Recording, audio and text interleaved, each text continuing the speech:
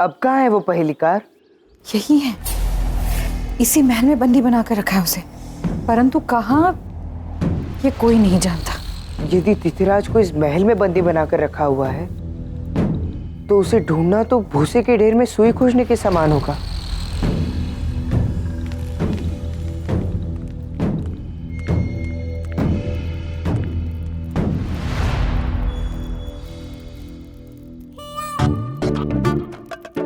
स्थूल, पहेलीकार की इतनी दुखभरी कथा सुनकर भी तुम्हें भोजन कैसे भा सकता है? क्षमा करना, लेकिन तुम लोग तो जानते ही हो ना कि जब मैं दुखी होता हूँ मुझे बहुत अधिक भूख लगती है।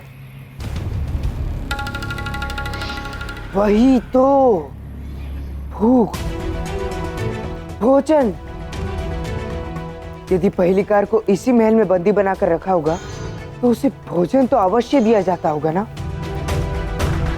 शाही रसोई से। हाँ, सही कहा। अब ध्यान से सुनो कि हमारी योजना क्या होगी। दोपहर के भोजन के समय स्थूल राज रसोई में ध्यान रखेगा। उस पहेलीकार के लिए भोजन ले जाने के लिए कोई ना कोई तो अवश्य ही आएगा।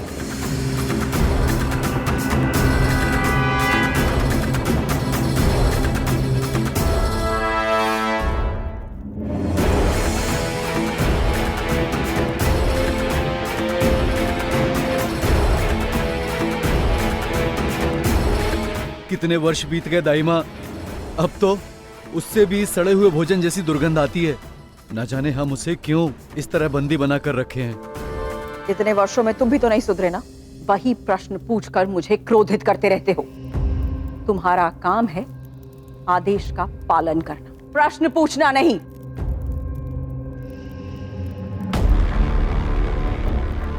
जाओ यहां से। जी दाई माँ।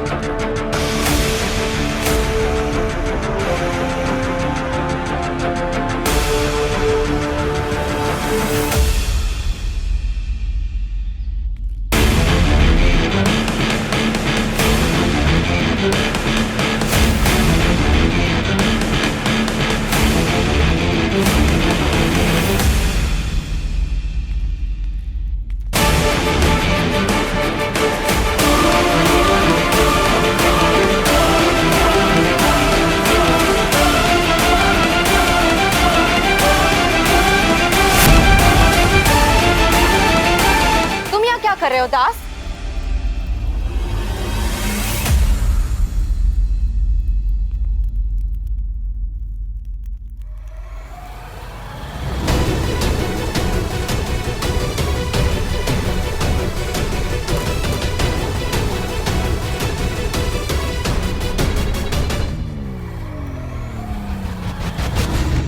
क्षमा दाइमा, दाइमा क्षमा। मैं तो बस यूं ही। कोई बहाना नहीं चलेगा।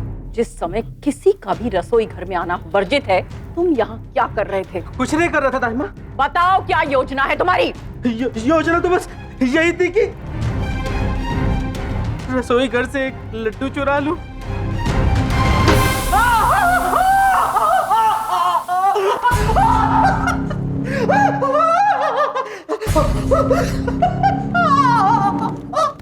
आज के बाद चोरी करने से पूर्व तुम 1000 बार सोचोगे। एक बात स्मरण रहे, तुम और तुम्हारा वो मित्र चंद्रगुप्त इस महल में एक दास हो और तुम्हें इस महल में कहीं भी कभी भी आने जाने की अनुमति नहीं है।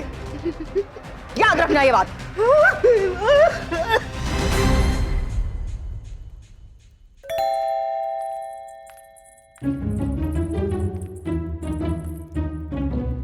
कहाँ जा रहे हो? कहीं नहीं, मैं तो बस इस महल की सुंदरता का आनंद ले रहा था। तुम्हें महल का आनंद लेने के लिए वेतन नहीं दिया जाता। तुम्हें मेरे अंगरक्षक के रूप में नियुक्त किया गया है, समझे? अरे राजकुमारी जी, मैं आपको पहले भी बता चुका हूँ कि आपकी रक्षा करने के लिए मुझे सदैव आपके पास होने की आवश्यकता नहीं है। कदाचित तुम भूल गए हो कि उस गुप्तचर के आक्रमण के पश्चात सम्राट ने तुम्हें मेरा विशेष ध्यान रखने के लिए रखा है। स्मरण है? तो अब से मैं तय करूंगी कि तुम कब और कहां जाओगे, और यह समय मेरे नृत्य के अभ्यास का है। चलो मेरे साथ। मुझे शीघ्र ही इस नकचड़ी राजकुमारी से पीछा छुड़ाकर यहाँ वापस आना होगा। चलो दास।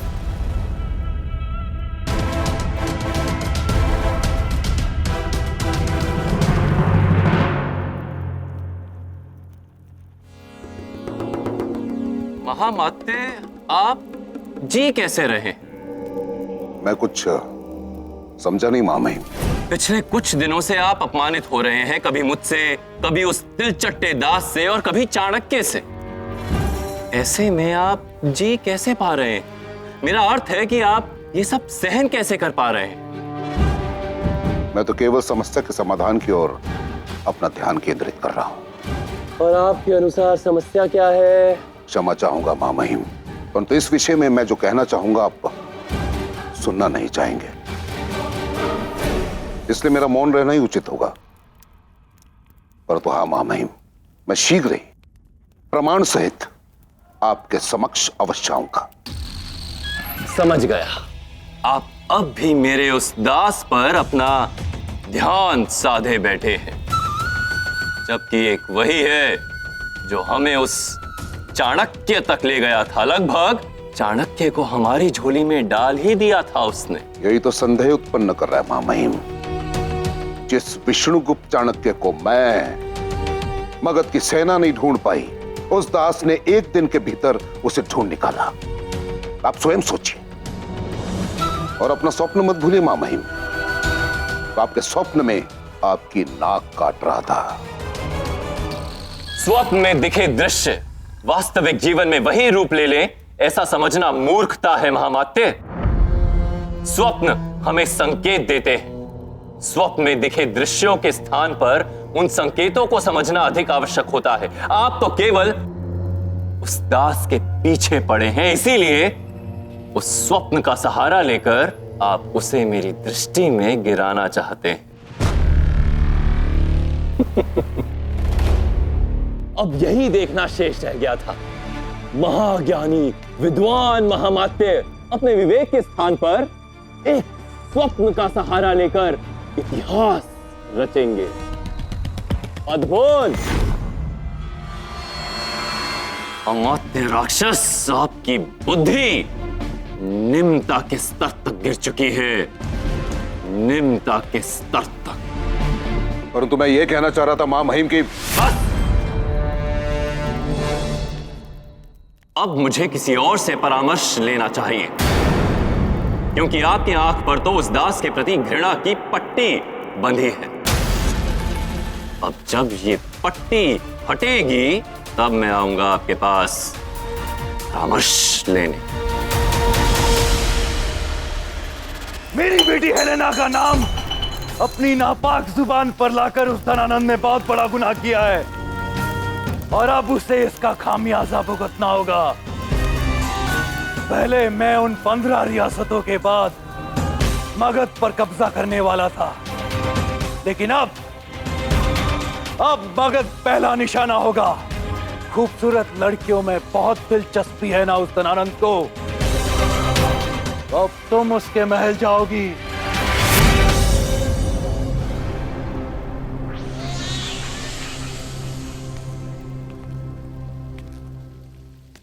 अब तुम बनोगी धनानंद की खास कनीज, और मेरी नजर और धनानंद के खेमे की एक एक खबर मुझ तक पहुंचाओगे, समझी?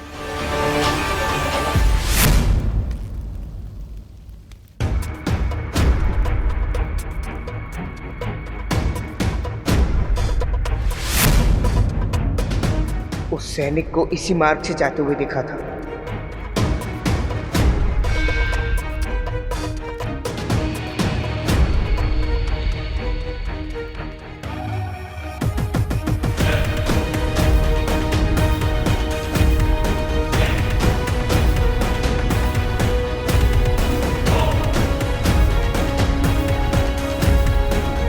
यहाँ तो कोई भी नहीं है।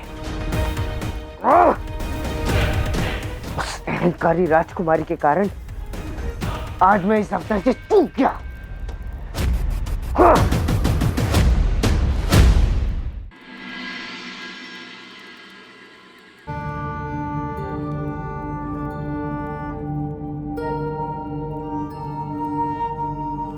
बस मित्र, मेरा पेट भर गया।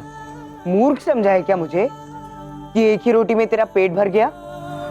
देख मित्र, प्रायश्चित कर रहा हूं, करने दे मुझे। तुझे पूरी 3 रोटियां खिलाने दे। किंतु इसमें तुम्हारा कोई दोष नहीं है। इसमें यदि किसी का दोष है तो वो है ताई माँ। उसे सबक सिखाना ही होगा। यही तो वो चाहती है, मेरा चारा बनाकर तुम्हारा लक्ष्य साधेगी वो। इसलिए आवेश में आकर उसे वो अवसर मत दो जिसकी ताक में वो बैठी है चंद्र। किंतु स्थूल, उसने तुम्हारे हाथ जला दिए। हाथ नहीं जलाए हैं।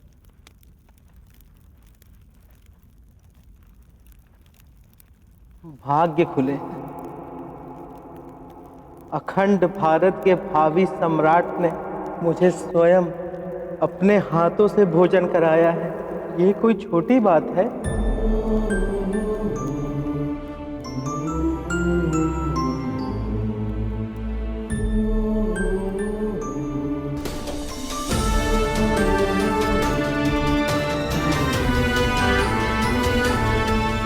यदि वो राजकुमारी धुरधरा मेरे मार्ग में नहीं आई होती ना, तो मैं उस पहेलीकार तक पहुंच चुका होता।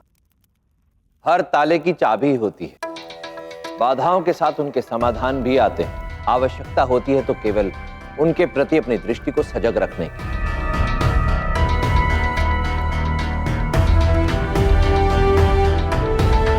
तो बताइए आचार्य कि उस पहेलीकार तक पहुंचने का क्या समाधान है? आओ मेरे साथ।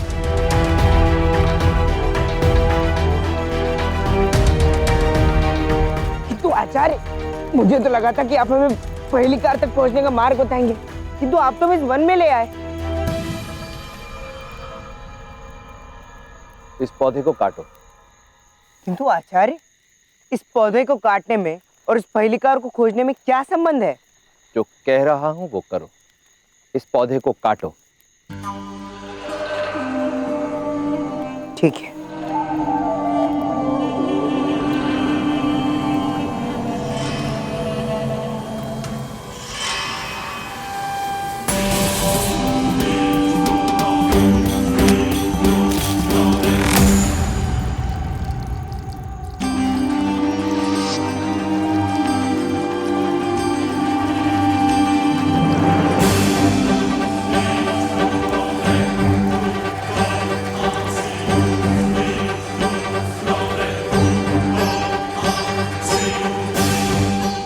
अद्भुत। आचार्य, ये कौन सा पौधा है? महत्वपूर्ण ये नहीं कि ये कौन सा पौधा है, महत्वपूर्ण ये है कि ये पौधा कर क्या सकता है। इस पौधे के रस की विशेषता ये है कि दिन में तो ये केवल जल की भांति प्रतीत होता है, परंतु रात्रि में अंधकार में बिना प्रकाश, बिना अग्नि के ये चमकता है।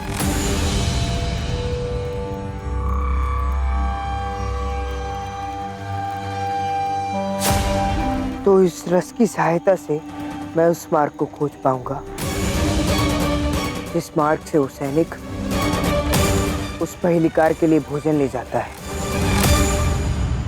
धूमकेतु, अब सुनो कि तुम्हें क्या करना है। जब वो सैनिक पुनः राज रसोई में पहेलीकार के लिए भोजन ले जाने आएगा, तो धूम, तुम्हें गुप्त तरीके से इस रस को उस सैनिक के जूतों के नीचे लगाना है।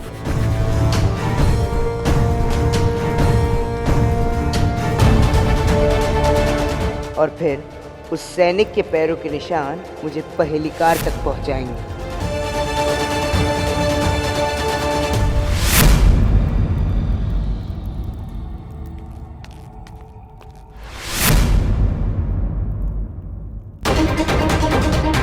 मुझे इन पद चिन्हों को मिटा देना चाहिए, अन्यथा किसी ने देख लिया तो संदेह हो जाएगा।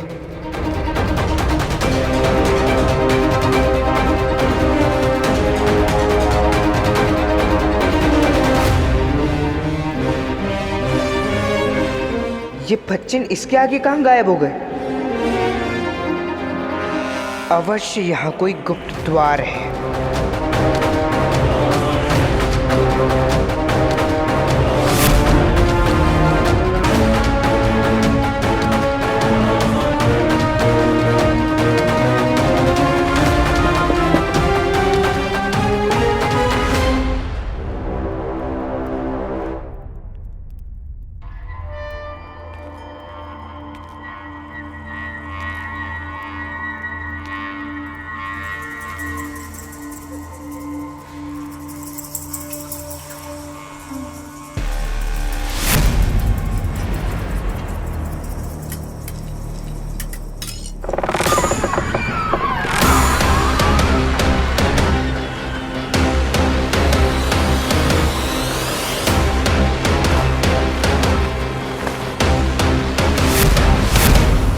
आपकी योजना रंग ला रही है आचार्य।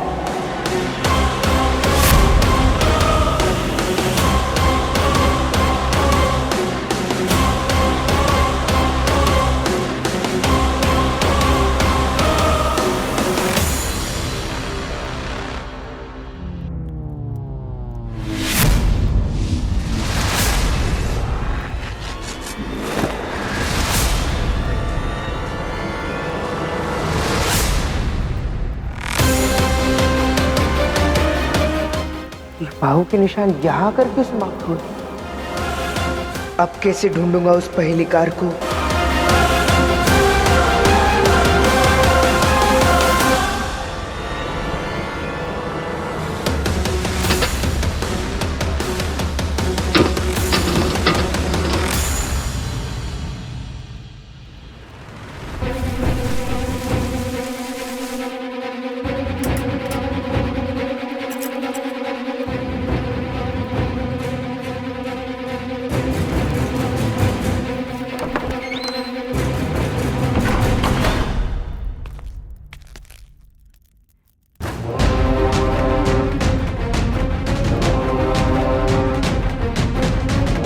इतने अंधकार में मैं कैसे ढूंढूंगा उस पहेलीकार को?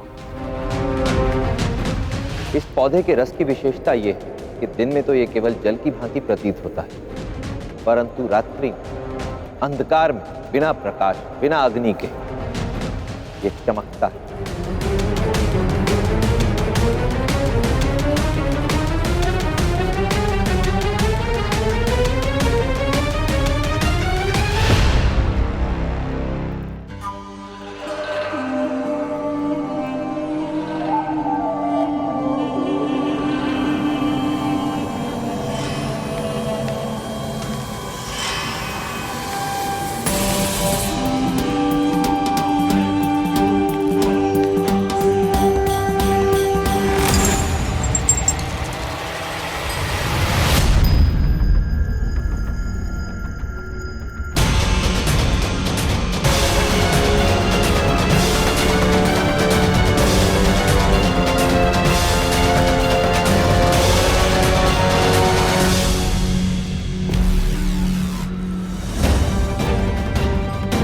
धनानंद ने उस पहेलीकार से अपने गुप्त स्थान के निर्माण के पश्चात उसके हाथ काट दिए, उसकी जीभ तक काट दी।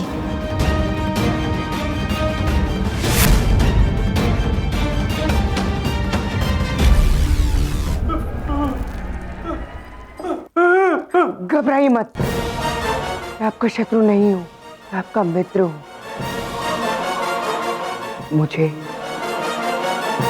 धनानंद का अंत करने में आपकी सहायता चाहिए। मैं सम्राट चंद्रवर्धन मौर्य का और महारानी मूरा का पुत्र हूं।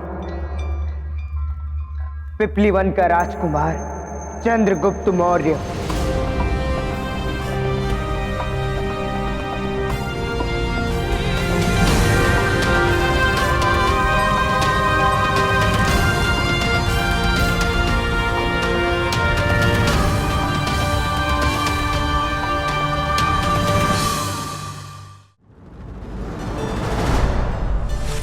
मटके का एक विशेष गुण होता है कि ये अपने भीतर के शीतल जल से किसी की भी प्यास बुझा सकता है,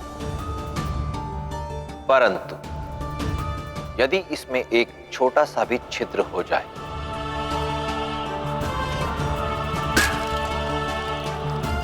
तो ये अपना महत्व खो बैठता है। इसी प्रकार जिन पर बड़े बड़े उत्तरदायित्व होते हैं उन्हें अत्यंत सावधान रहना चाहिए, क्योंकि आचरण पर लगा एक भी दाग छवि को सदा के लिए धूमिल कर सकता है। इसलिए अपनी कमियों को पहचानो और उनका नाश कर दो, इससे पहले कि वो आपका नाश करे। नीतियां मेरी, नियति आपकी।